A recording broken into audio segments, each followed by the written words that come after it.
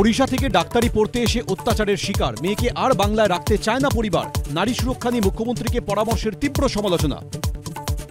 বাংলায় নেই সুরক্ষা, পুলিশও অসংবেদনশীল। দুর্গাপুর কাণ্ডে বিস্ফোরক নির্যাতিতার বাবা। এখানে যারা চালছে তো ঔরঙ্গজেব শাসন চালছে, মেয়েরা তো পুরা অসুরক্ষিত।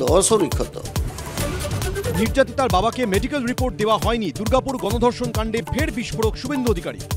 সব কিছু লোপাট করার কাজ শুরু করে দিয়েছে।